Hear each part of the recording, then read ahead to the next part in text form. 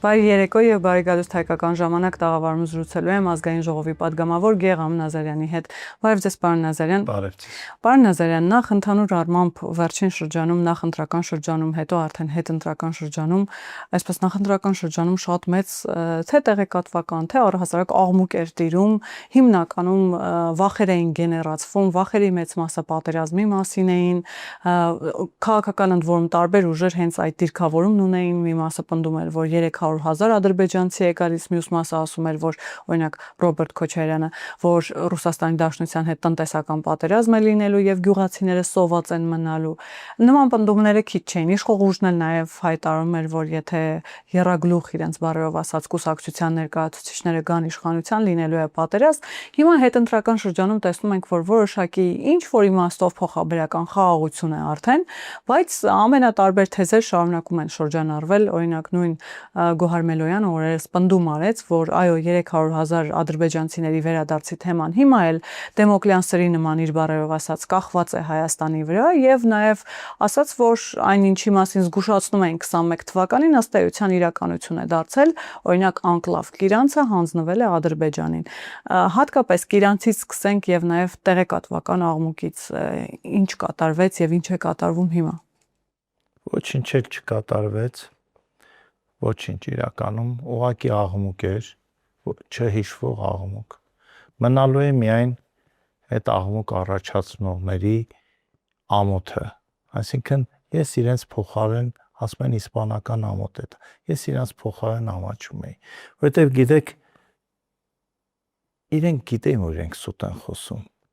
բայց խոսում էին, այդ ամենավատն է, գիտեք, երբ որ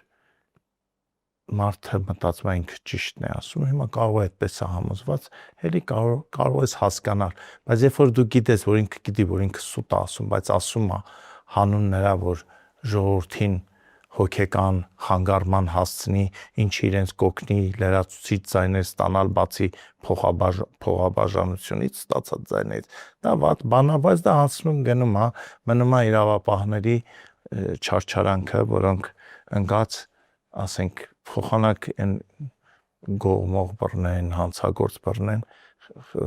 ընկած ամբողջ ռեսուրսով, բայց իհարկե ստիպված պետք է բռնել, բայց ճիշտը ոչ թե միայն այդ փող տվողներին, այլ այդ հանձնարարականները տվողներին եւ ամփոփելով ասեմ, որ ես էլի պնդում եմ իմ առաջարկը, որ այն քաղաքական ուժը, որը զբաղվել է ընտրակաշառք բաժանելով, պետք է զրկվի քաղաքական գործունեությամբ զբաղվելով եւ այդ թվում նաեւ այդ քաղաքական ուժի համամասնական ցուցակի առաջին 50 համարների 30 տարով պետք է զրկվեն քաղաքական գործունեությամբ զբաղվելու։ Ես այս առաջարկը պնդում եմ, միայն խնդրում եմ թող չասեն, որ օրենքը չի կարող ունենալ ազդեցություն անցյալում տեղի ունեցած իրադարձությունների վրա։ Մենք եթե այս ամեն ինչի վրա աչք փակենք, հաջորդ հարձակմանը մենք չենք դիմանա։ Հայաստան պետությունը չի դիմանա։ Այսինքն սա հարձակում էր ըստ Հայաստան պետության վրա։ Այո, Հայաստան պետության վրա էր հարձակում, ոչ թե Նիկոլ Փաշինյանի ՔՊ-ի, սա Հայաստան պետության դեմ հարձակում էր։ Նպատակը ո՞րն էր, պարոն Նազարյան։ Ոչնչացնել ինքնուրույն որոշումներ կայացնելու ինստիտուտը։ Այս ամենակարևորը։ Իսկ իրանցը որևէ կերպ տեղավորվում է անկլավ եզրույթի մեջ կամ երբ։ Ոչ, չտեղավորվում, ես այդ մասին անդրադարձել եմ, ես Գոհար Մելոյանին հրավիրել եմ Կիրանց, վաղը կգա, Կիրակի օրը կգա, նույնիսկ երկուշաբթի առավոտը կսպասեմ, ես Կիրանցում էքսկուրսիա կանեմ, կպատմեմ Կիրանցի պատմությունը, սահմանազատման պատմությունը եւ նաեւ կբացատրեմ ինչ է անկլավը եւ գուցե ինքը հասկանա։ Պարոն Նազարյան, գումարը, հակակոռուպցիոնի բացահայտումները հատկապես հաշվի առնելով, գումարը ընտրակաշառքը եւ նաեւ դրսից եկած այն մեր հայրենակիցների մեծ զանգվածը, հոտ զանգվածը, որ գալիս էին անընդհատ ընտրություններից առաջ, շատ մեծ ազդեցություն է ունեցել այն պատկերի վրա, ինչ հիմա մենք ունենք։ Այո, ունեցել է շատ մեծ ազդեցություն, ավելին, քան մենք սպասում էինք։ Հիմնականում մեծ ազդեցություն է ունեցել ընտրակաշառքը, որը հասել է ռեկորդային մասշտաբների, այն բացահայտումները, որ կան, դա իրականության մի տոկոսն է միայն։ Այսինքն միջադեպը չկրկնվող, նախադեպը չունեցող բան։ Չէ, նույնիսկ Սերժ Սարգսյանի բարի ժամանակներում այս աստիճանի ընտրակաշարք չի բաժանվել։ Եվ դրանով է պայմանավորված նաև ինչ որ իմաստով շոկը, պարոն Նազարյան, որ այդ ուժերը դեռևս լուռ են, ասում են։ Ոչ։ Պատճառը այն է, որ նրանք էմոցիա չունեն, նրանք գործ են անում։ Իրենք արեցին իրենց գործը, այդ թռչնակները ստացան, հիմա իրանց պետքա մեկին հաշվետվություն տա, այդ ներքին իրենց բառերով ասած ռազմորկաների մեջ են։ Ուղղակի գործիք են, եթե ասում եք գործ են անում։ Իհարկե իրանք փող կպցնող տղերք են, սկսած ամենավերևից, որը այս process-ը ընկալեց որպես փող աշխատելու լավ ձև։ Ինքը փող աշխատեց, հիմա պետքա դա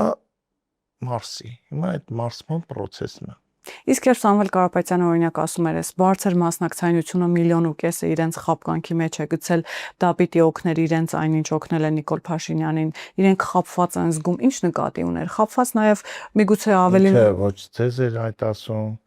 ոչ ինձ էր ասում։ Ում էր ասում։ Այ ասում էր այն մարդկանց, որոնց ինքը խոստումներ էր տվել։ Ընտրակաշարքը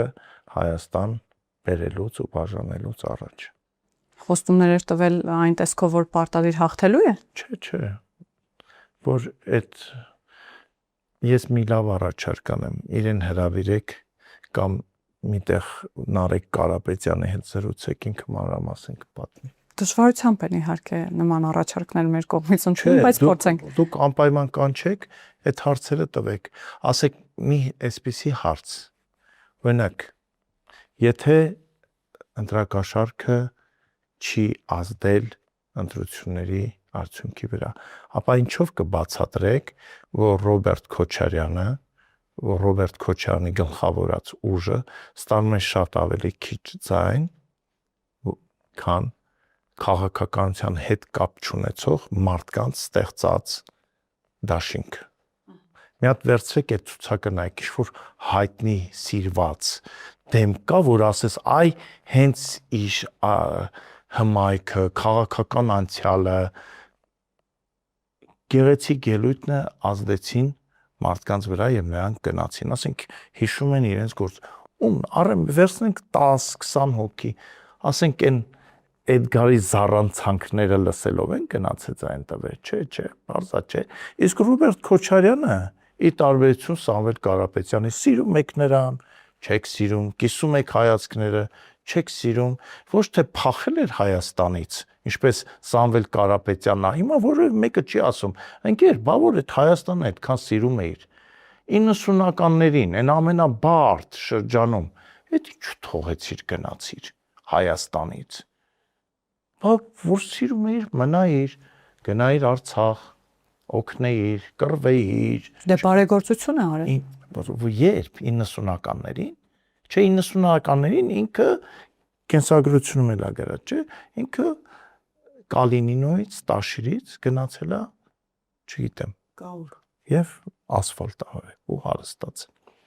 Ասածս որն է, Ռոբերտ Քոչարյանը մնացել է ռմբակոծությունների տակ, իր ընտանիքը մնացել է։ Հետո եկել է Հայաստան քաղաքական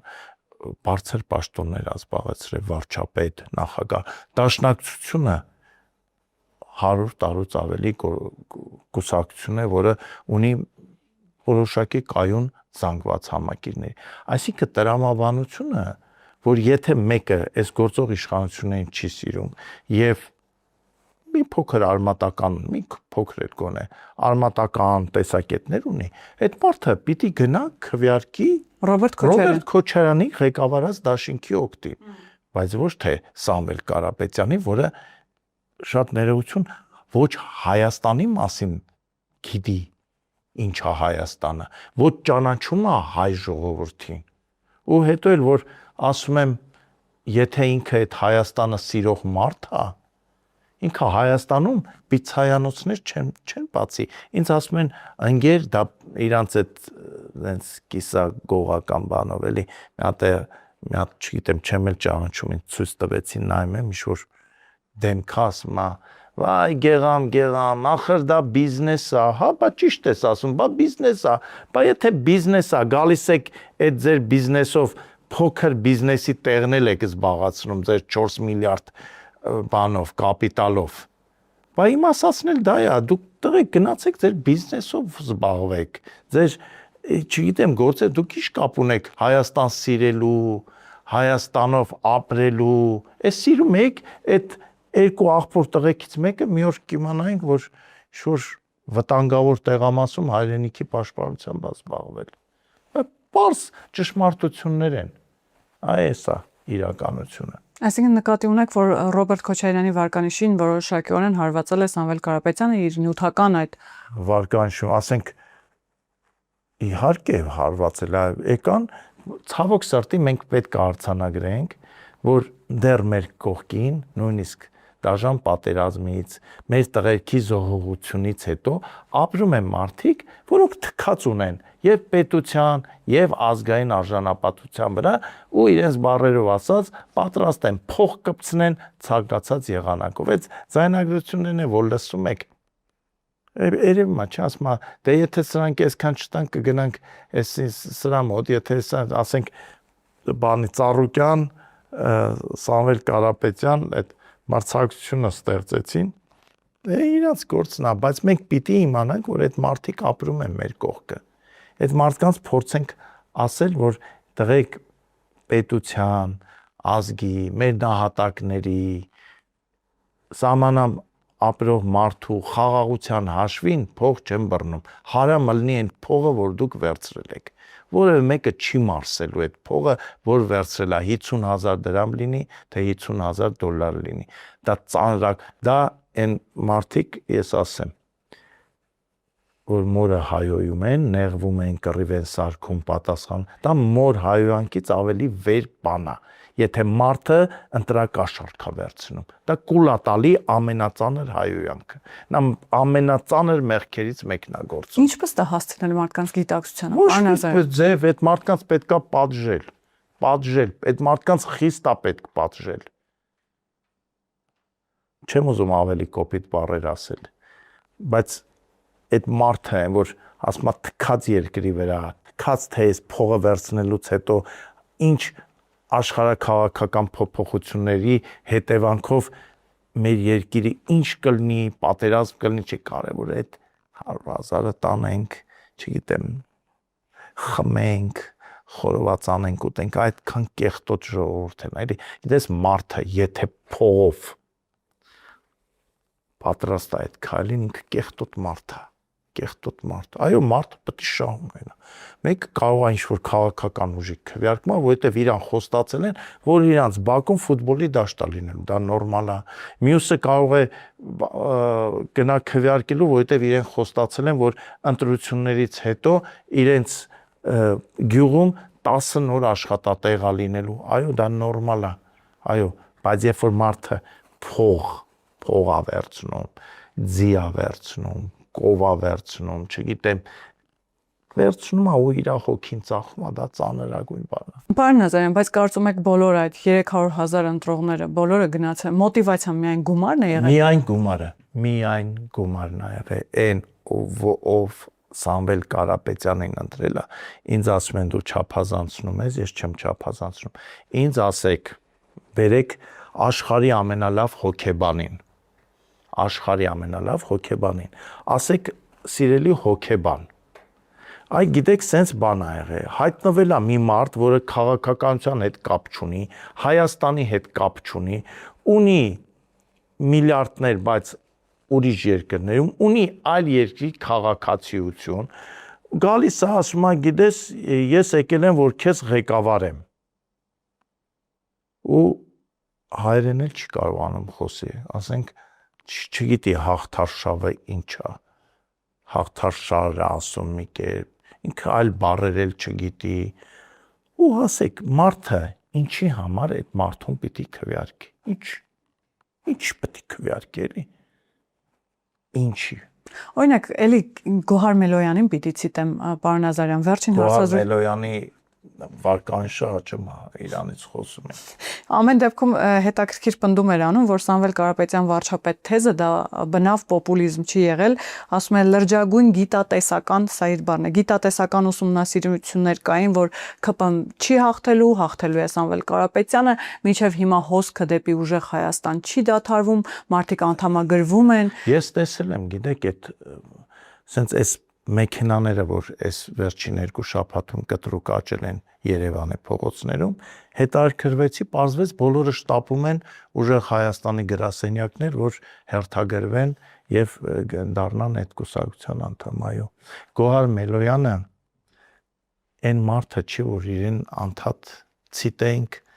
ինչ որ բաներ ասենք, աղջիկա էլի հիմա ասма բախտի բերմամբ թե պատանման պնգել է անդր, էլի բոլորն է տենց են իր նման, որ բերես մի 5 հատ հարց տանք, տարական աշխարհագրություն, տարական պատմություն, 0 բալով դուրս կգա այստեղից։ Պարոն Նազարյան, հետաքրքիր պնդում արեցիք, որ մարդը, որ դրսում ապրող, հայերենին չտիրապետող, Հայաստանի հետ կապ չունեցող, իր կապիտալը դրսում հիմնականում գալիս է Հայաստան, նաև պնդում արեցիք, որ հնարավոր է նաև ոչ իր ցանկությամբ։ Հիմա այն մարդիկ, ովքեր ուղղորդել են Սամվել Կարապետյանին դեպի քաղաքականություն, ինչու են հենց Սամվել Կարապետյանին ուղղորդել, այսինքն ինչու են մտածել, որ եթե միլիոնատեր ինչ-որ մեկը գա, այո, հայ հասարակությունը գնալու է եւ ընտրելու է Սամվել Կարապետյանին։ Այսինքն սա նաև վերաբերմունք է մեր ազգին, սա նաև մեր ազգի մասին նման պատկերացում է։ Լավ, ես այդ բան չանեմ, 2 բան եմ ասում։ 2 օրինակ։ Ուրիշ ձև եմ պատասխանում, ուղիղ չեմ պատասխանում։ Այս ասում եմ, որ մենք մտածենք յուրաքանչյուրս մեր տանը նստած։ Ուրեմն իմ կուրսընկերոջը Ավիկին եւ եղբորս տողում Անդրանիկին։ Մեկին Լեհաստանում, մյուսին Բուլղարիայում։ Ասել են նույն բանը։ Լեհերը եւ բուլղարները։ Ասել են դուք չեք աշխատում։ Ձեր ազգի աշխատելու իմաստը որն է, եթե դուք նույնիսկ զատիկին եք գալի առևտուր անելու, այսինքն ինչ-որ բան վաճառելու եւ շաբաթ կիրակի չունեք։ Մեր ազգի մոտ խնդիր կա։ Այս խնդիրը իմացել են շատ վաղուց։ Իմացել են նաեւ իմաստունները, որոնք այդ մասին գրել են մեր էպոսում։ Դրել են այդ, որ մենք իմանանք, որ մեր մոտ խնդիրը փողն է, նյութն է։ Մենք ծանր հիվանդ ենք այդ փողով ու նյութով։ Եթե բոլոր ազգերը փող ձգտում են ունենալ ինչ-որ բան անելու համար, հայերը ամեն ինչի պատրաստ են, որ փող ունենան։ Դրանից է կործանումն է, դրանից է մեր դժբախտություններն է։ Դե հիմա ինչու են Սամվել Կարապետյանին ուղարկել, որովհետև մեր ազգի հակառակորդները շատ լավ գիտեն մեր ազգի թուլությունը եւ հոգեբանություն, այո, մեզանից լավ գիտե մեր ուժեղ կողմերը եւ մեր թույլ կողմերը։ Լավ, պարոն Նազարյանը, սահմանադրական դատարանը դիմեցիք ոնց որ։ Դե իրականությունը արձանագրեցիք, ուղղակի իմ մեջ ես էլ արձանագրեցի անցա առաջ, դե տխուր է, իսկապես տխուր է։ Ուժերի մեծ մասը դիմել են սահմանադրական դատարան, պարոն Նազարյան, ինչ եք կարծում, դա որևէ բան կփոխի։ Ինչ պիտի փոխի, ասենք դիմել են սահման, հիմա եթե ես գնամ կենտրոնական բանկ, դիմում գրեմ, որ ինձանից 5 միլիարդ դրամ են գողացել, խնդրում եմ վերականգնեք, ինչ որ բան կփոխվի։ Ասեք լուրջ էլ դրեմ մեկնաբանում եք, ինչ որ ժամանակ ժողովրդան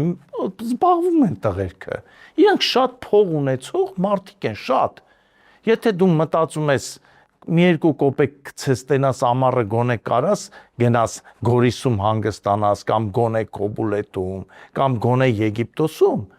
այդ մարդիկ այնքան փող ունեն, զվարճանում են, մեր հաշվին էլ զվարճանում են, այնքան դիմենք սահմանադրական դա, հետո ինչ անենք, հետո լավ, գնանք այն կիսախելագար մի մարդ կլնի, կհավատա, որ մենք հայրենասեր ենք, փորձենք, հետո ինչ անենք։ Տաշիր արենայում հանրահավաք։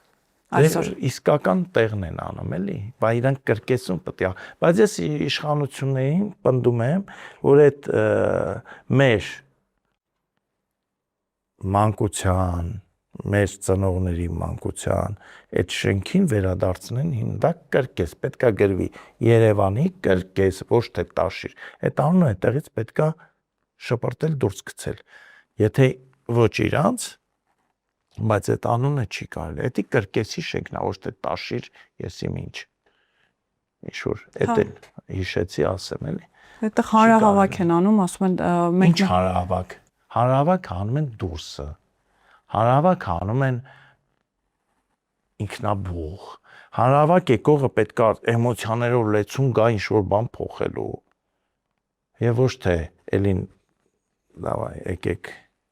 քանի տեղ ունի այդ դալիճը 2500, եթե չեմ սխալվում։ 2500 հոգի բերել է իրանց համար։ Այնքան գյուղերում մարդիկ կա ցավոք սրտի, էսը մեր կառավարության խնդիրն է, որ Երևան գալու համար էլ պատրաստ են գան 2 ժամը տեղ նստեն, հետո մի քիչ Երևանը տենան ու հետ գնան։ Ցավոք սրտի ունենք այդ պատկերը։ Պարոն Նազարյան, մեկ հարցի էլ անդրադառնանք, քանի որ կարող ենք 3 հարցի անդրադառնալ։ Նախընտրական շրջանում շատ էր խոսվում հեղափոխության մասին, այ ուժեր կային, անգամ Ռոբերտ Քոչարյանը նման բնդում արեց։ Նիկոլ Փաշինյանն էլ էր ասում եկեք անդադած եկեք հեղափոխություն ան։ Լավ էլի, այս ժողովրդին հանգիստ թողեք հանգիստ ապրի, որը մեկը հեղափոխություն անելու ոչ հավես ունի, ոչ ցանկություն ունի։ Ասում են թողեք մենք մեր գործերով զբաղվենք։ Կառավարություն դու ապրես, ապահովել ես մեր խաղաղությունը, ապահովի նաև արժանապատիվ կյանքը։ Անդիմություն եղեք իրական անդիմություն եւ ոչ թե անդադար մեզ վախեցրեք վայ էս ալնելու, վայ այն ալնելու։ Ես ընդհանրապես խիստ մարդ եմ, ես օրինակ այն մարդը, որը խափում է մարդուն, քաղաքական ուժը, իրենց շատ խիստ պատիժ կսահմանեմ։ Իրենք գիտեն, չէ՞, նայեք, տեսեք, հիմա ամառային սեզոնն է։ Իրանք վախացնում են ժողովրդին, բան 300,000 ու չգիտեմ ինչ, կործանում, բանը մի ազգային ժողովի նախկին փոխնախագահ ունենք, ասում է, եթե 5 տարի էլ իրանք կառավարեն, Հայաստանը կկործանվի։ Այ ընկեր, դու մտածի, դուք ոնց կառավարեցիք երկիրը, որ հասցրիք այսօրին էլի։ Իսկական ծամոթը այնքան վատ է, որ բոլորին ճանաչում եմ ես։ Լուրջ եմ ասում, sense նայում եմ ու ասում եմ, արա էս ինչ ա, էս ով է, էս ինքը ախր էս մարդն է։ Էս մարդն է ինքը։ Բայց ժողովուրդը ասեմ ինչ ասում են, ես 21 նույնիսկ 22 չեմ հիշում, առաջարկել եմ կենտրոնական ընտրական հանձնաժողովին, չգիտեմ ով պիտի անը, ասեցի այդ ցուցակները մաքրեք, դրսում ապրող մարդը իրավունք չունի որոշի իմ կյանքը, իմ երեխու կյանքը, իմ թոռան կյանքը, իմ ծոռան կյանքը, ախպեր ուզում են որոշեն, թողան Հայաստանում ապրեն։ Ասեք ինչ է նշանակում, ես ապրում եմ, չգիտեմ, Տաջիկստանում, բայց որոշում եմ, որ դու կարմիր չպետք է ակնես, պետք է կապույտ, այն քեզ չեղավ, արի մեր հետ ապրի, տեսել է կարմիր ակնելը կամ կապույտ ակնելը, ոնց է նոր որոշի։ Դրա համար պետք է խիստ օրենք սահմանել, շատ խիստ։ Իսկ դա պետք է լիներ ընտրություններից առաջ թե հետո։ Հիմա մենք տեսնում ենք, որ հետո մշակվում են նման։ Հետո ո՞րն է, դա պետք է արվեր այն մի ընտրություններից 21-ից հետո պիտի արվեր։ Ես չեմ հասկանում, ասենք այդ հապաղումները ինչու է լինում, ինչպես է լինում։ Չգիտեմ։ Ասացիք իշխանությունը պիտի շարունակի ապահովել խաղաղությունը։ Կստացվի, պարոն Նազարյան, ինչ է կարծում այս խաղաղության ճանապարհը, խաղաղության կուրսը շարունակել։ Եթե հիմարություն չանենք, չբզբզանք, իհարկե, բայց եթե մատնես տանենք կողենք կրակը, այդ կրակը, որ մեզ ջերմություն է տալու, մեր ձեռը վառելու է։ Հիմա եթե ապուշանանք որպես ազգ հերթական անգամ, դե մենք ոնց որ ձգտում ենք ինչ-որ Թումանյան չենք կարդացել։ Թումանյանի մի հատ լավ ստեղծագործություն ունի։ Վերնագիրը հիմա կարող է չհիշեմ, հիմար մարդն է թե անխելք մարդ։ Անխելք մարդ։ Բայց անխելք մարդը դա հայն է։ Թումանյանը դա մանկական ստեղծագործություն չի գրել, է։ Ինքը գրել է հայ ժողովրդի մասին։ Օրինակներով, գայլով, գիտենք։ Դա կարդացեք, այդ մարդը 100 տարի առաջ գրել էր, որ մենք այդ չանենք։ Կիկոսը, ում մասին, դա հայ ժողովուրդն է։ Ծախորդ Փանոսը, դա լրիվ հայ մասին գրած ստեղծագործություններ է, բայց մենք ով ենք, մենք հասկանանք։ Մի անգամ Նիկոլը ասեց բանը, եկեք հետաքրքրվենք, քննենք, տենանք այս ցեղասպանությունը խեղավ, ասում են ոնց դու բան ես, հանց թուրք, ադրբեջանցի, հանցագործ, եսիմ ինչ, հայրենահանց։ Այսինքն, բայց մենք չքննենք, տենանք ոնց կարողացան 8 միլիոն օսմանցիները 2.5 միլիոն հային կոտորեն, քշեն, տեղահանեն, բայց չուսումնասիրեն, գոնե մեզ դա հետաքրքիր չի։ Ես ասում եք կստացվի խաղաղությունը, գիտեք հիմա մեր հարցազրույցը խաղաղ կընթանա, եթե ես էլ կամ դուք էլ ինչ-որ անառողջ բան չանենք, իհարկե կլինի, բայց եթե հիմա դուք վերցնեք ու ձեր գրիչով խփեք ինձ, ես էլ կարող եմ բարկանամ, ասենք, չգիտեմ, ես մի կամերան խփեմ ձեզ, հետո օպերատորը արդեն կմիջամտի եւ այն իրանց սիրելի մարդը կգա, այն որ ասում է երաշխավորը։ Այ իր մասին երաշխավորը դա տերն է։ Այսինքն մեզ այն որ ասում են այդ որ հիշում եք Ծառուկյանը որ միտք էր արտահայտում, էլի Ծառուկյանը որ գիրք չի կարդացել, միտք է արտահայտում։ Սամվել Կարապետյանը դաշնակցական շատ գործիչներ հուսված լալա հարաշ տեսքեր։ Բեն բամեր երաշխավոր։ Նույն տեքստը տարբեր ձևերով են ասում։ Երաշխավորը դա հետևյալ, դա տերն է։ Այսինքն ասում են, այ հոյ, հայ ժողովուրդ, դու ով դարար, որ ինքնուրույն որոշում կայացնես, ինքնուրույն կարողանաս Թուրքիայի կամ Ադրբեջանի հետ պայմանով, այդ մենք պիտի ասենք, դուք երբ կռվեք, երբ հաշտվեք, կռվեք, հաշտվեք։ Բա ադրբեջանցիների հետ 70 տարի, եթե կարող ես խաղաղ ապրես, չէ՞։ Էլի կարաս ապրես։ Գնանք ցարական Ռուսաստան 1801 եւ 1828 թվականից սկսած հայրն ու ադրբեջանցիներ կամ Կովկասի թաթարները, ինչպես այն ժամանակ ռուսական բաներում գրվում էր, այդ ինչա վիճակագրությունում, մարդահամարներում, իրար հետ ապրում էին։ Չէին կռվում իրար հետ։ Բացարձակ։ Բայց կայսրությանը պետք էր որ կռվեն իրար հետ։ Եվ հրահրեցին 5-7 թվականի հայ թաթարական բախումները։ Երկու ժողովուրդների իմաստուններ ասում են ժողովուրդ, այս կռիվը ինչի համար է կռվում։ Ոչ դու պետություն ունես, ոչ դու ոչ սահմանի համար է կռիվը, ոչ ինչի համար է կռվում։ Միջև տեղը հասնում, դե հեշտ է, չէ, հիմարները ավելի հեշտ են համոզում ժողովրդին, խելոքները միջև Թումանյանը միջև Սպիտակ դրոշը առած գյուղեր գնում, արդեն մի քանի մարդ սպանվում էր։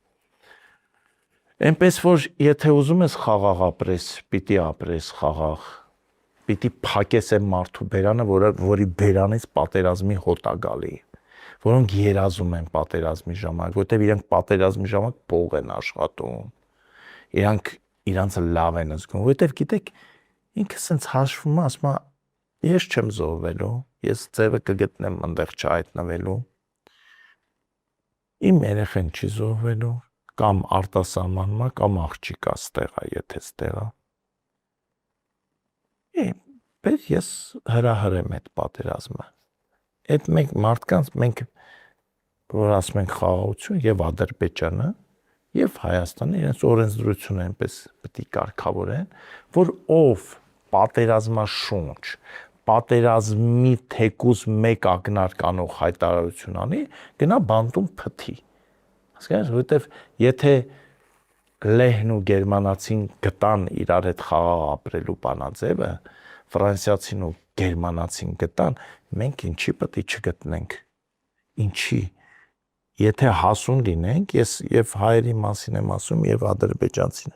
եւ խաղաղ կապրենք եւ կզարգանանք, եւ շատ կզարգանանք։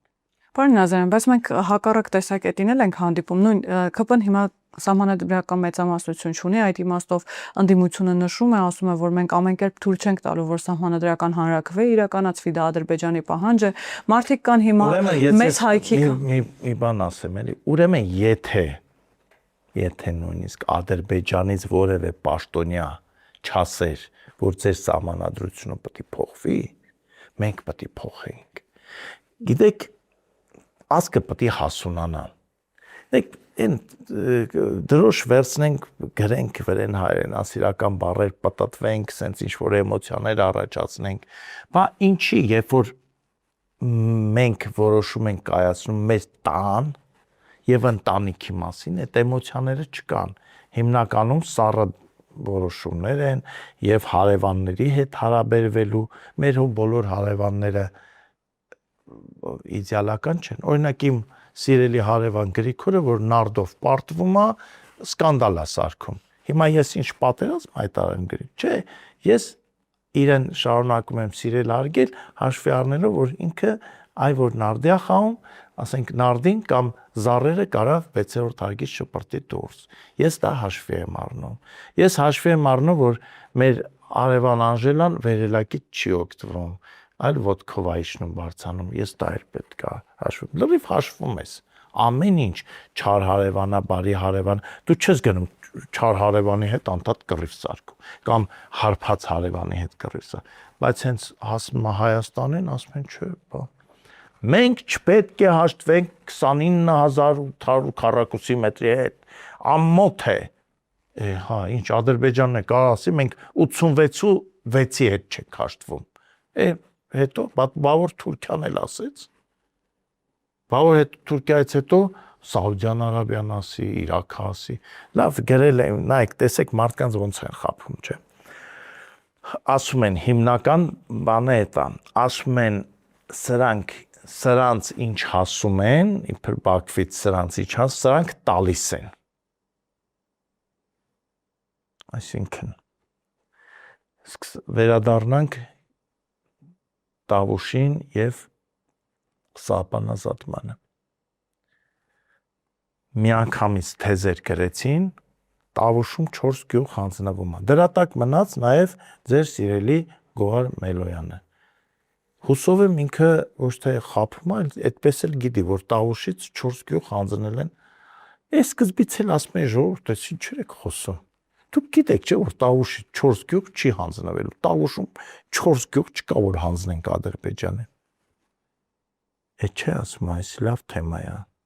Պես ժողովրդին տրամադրենք այս իշխանությունը։ Տվեցի։ Դե ասում ես արի մի հատ գնանք այդ 4 գյուղերը ցույց տուր։ Հիմա դուք էլ այսօր նույն սխալը արել եք, մարդ եք գտել, բերել եք, ասում եք մի հատ հլը, ասեք քանի անկլավ կա, չի կարելի այդ մասին խոսալ։ Մի թեմա, եթե միջպետական քննարկման առարկա է, դու պետքա թույլ ոչ մի ձևով ցույց չտաս։ Դու դրանին ոնց ես վերաբերում։ Դա պետքա, եթե առաջարկ ունես, կառավարություն հասցնել այդ առաջարկի ձևը կա եւ գնալ դուրը թակել եւ նամակով ասես ես կարծում եմ որ այսպես պետքա բայց ոչ եթերով դուք տեսած կաք Ադրբեջանում բաց է թեմաները քննարկում ոչ բայց մենք ինչ էինք արել չգիտես ինչի մեր սիրելի իշխանությունները թույլ էին տվել որ մի մարդ մի չգիտեմ կին վերցնի կամերա տեսախցիկ հայտարարի որ ինքը լրագրող է գա սահմանազատման այն ամենա թունդ պահին ուղիղ եթերով ցույց տա թե իրանցում ինչա կա Բաքվում են նստած ասում են հա ուրեմն այս պահին իրանք այստեղից թույլ են այստեղից վախում են այստեղ էմոցիա կա այսինքն ուղիղ եթերում լավ սա ինչ է շիքը ոնց սահմանազատման այդ process-ին դու թույլ տաս ուղիղ եթեր ինչ որ հեռարձակումներ անեն այդ վայրից մենք պետքա մի քիչ լրջանանք, չէ, ժողովրդավարություն, բայց ժողովրդավարությունը ամենաթողություն չի, չէ։ Ասենք լրագրողը, որ իրան ասում է ես լրագրող, մտնի դպրոց, ասի ելը մի հատ դուս եկեք, դուք պետք է դասադուլ անեք, ես էլ ձեզ պետք է նկարեմ։ Բա պետությանը ոնց հարգես։ Դրա համար էլ այդտեղ արդեն ինչ որ մեկը տեսնում է, ասում է, դե եթե լրագրողը եկավ, սենց իրան բան ասող չկա, բեր ես էլ այդ լրագրողին ասեմ։ Ես այս պատի տակ Նիկոլին ես իմ ինչ եմ անելու։ Չի կարելի։ Վերջը երկիրը արդեն լուրջ երկիր է, զարգանում ենք, բայց եկեք այդ բաները մենք հաշվի առնենք։ Այդ պետք է հաշվի առնենք ամեն ինչ։ Հիմա վերադառնալով մեր գլխավոր խնդրին, մեր գլխավոր խնդիրը ընդդիմության բացակայությունն է։ Որտեւ այն ինչ որ այսօր մենք ունենք ու նրանք ովքեր գալու են խորհրդան, դա ընդդիմություն չի։ Դա այլ ինչ որ օտար երկրյա ծագում ունեցող ինչ որ կլանների, ասեմ, չգիտեմ ինչի ներկայացուցիչն են Հայաստանում։ Ասենք չեն էլ ամաչում, ասում են այ տեսակ ինչ եղավ, որ բանը Ռուսաստանը փակեց գյուղատնտեսություն, դե հələ դե պատասխան տվեք։ Այնպես ու չեն հասկանում, այնքան դատարկեն, որ ախպեր, այդով մեր կառավարությունը չփակեց այդ ճանապարհը։ Այդ ուրիշ երկիր է փակեց ճանապարհը, դուք ես կառավարությանը ինչ եք ուզում։ Այսինքն Գևորգի, Արայիկի, Գեղամի, չգիտեմ, մյուս հերոսների ծնողները, ասես նայելու են տենան էս ոնց են ասում, որ ելակը ավելի կարևոր է, քան պետությունը։ Իմ երեխեն զոհվել է մեր համար, այս պետության համար, որ հետո չգաք ասեք, մեր ելակն ու ծաղիկի պատճառով, ասեք, ինչ են ուզում արեք, որ մենք 2 կոպեկ ավել չէ, ընկեր, դու պետք է չաշխատես, եթե հանուն հայրենիքի, հանուն պետության է, այդ փողը դու մի աշխատի։ Այսինքն, տես որտեղ է դրած, միտե նահատակությունը, միտե ասում անգեր դու իմ ջեբին խես կպնում։ Չէ, ընկեր, պետք է կպնեմ էլ։ Եթե հանուն պետության է, պիտի կպնես էլ, դու էլ պետք է ասես։ Ու մեր շատ գործարարներ, ֆերմերներ, գյուղացիներ իրենց շատ արժանապատիվ պահեցին։ Պետությունը ինչքան կարողանում է օգնում է։ Հետո էլ հարցում են անում, ասում են, մի հատ ասեք Եվրամիություն քանի կիլո ծիրան է։ Ժողովուրդ ոչ մի կիլո սուտ են ասում, ոչ մի ախպեր սուտ է, ճիշտ է, գեր դա քո ինչ գործն է։ Ինչ ես ուզում դրանով ասես, ասենք թե սուտ է, օրինակ, ասենք թե ծիրան չի արտահանվել, նախնական պայմանավորվածություն, ասենք թե թուզը դեռ չի արտահանվել, ինչ դու ում ես տեղեկացնում, ինչ ես անում, այ մենք ունենք անձնական արժանապատվություն, բայց ազգային արժանապատվություն ոչ բոլորը ունեն, եթե մենք ունենայինք ազգային արժանապատվություն բոլորի մոտ, այս բաները չեր լինի,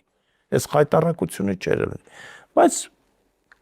քանի 100,000 մարդ գնացին, քվեարկեցին ոչ թե հանուն Նիկոլ Փաշինյանի, այլ հանուն անկախ Հայաստանի։ Էսա մեր իրականությունը։ Պարոն Նազարյան, վերջում շատ կարճ կուզենամ անդրադառնանք նաև Ռուսաստանի հայտարարություններին, վերաբերմունքին, պրոպագանդիստների այն հայտարարություններին, որ շուտով արդեն ճիպոտը կգա, դուք կիմանաք ձեր տեղը, եւ նաև պաշտոնական մակարդակում մենք տեսնում ենք այս լռությունը եւ սպառնալիքները, որ կողմնորոշվեք, հապկում եք թե չէ, ՀԱՏՄ-ում եք թե չէ, ինչ է այս ամենը նշանակում, եթե փորձենք շատ կարճ հասկանալ։ Ոչ բանը չի նշանակում։ Ուղղակի այդ պետք է դու անես այն ինչ որ անում ես, որ չասմա բանը շունը հաչում է, քարավանը գնում է։ Ես մտածեցի վերջին հարցը կտակ ֆուտբոլի աշխարհի առաջնության մասին, բայց ինչ որ Ռուսաստանի ճկարքի ինչ որ մարդկանց հայտարարությունների մասին եք ասում։ Ռուսաստանը թող այսօր մտածի ոնց անի շուտ խաղաղություն հաստատի Ուկրաինայի հետ։ Խեր ժողովուրդը տանջվում է, տառապում է, մեր բարեկամ ժողովուրդն է, ես շատ մտահոգ եմ եւ ուկրաինացիների եւ ռուսների համար։ Իրենք մեր նկատմամբ այդքան մտահոգ չէին, մեղմ ասած 20 թվականին, ես բայց իրենց համար մտահոգ եմ։ Այսինքն անհանգստանալու բան ըստեյության չկա։ Կա անհանգստանալու բան շատ կա։ Օրինակ ես անհանգստանում եմ այս ամառ 40-ը կանցնի ջերմաստիճանը թե չէ։ Շնորհակալ եմ, պարոն Նազարյան։ Շնորհակալ։ Հիշեցնեմ, որ զրուցակիցս ազգային ժողովի պատգամավոր Գեղամ Նազարյանն էր, կհանդիպենք։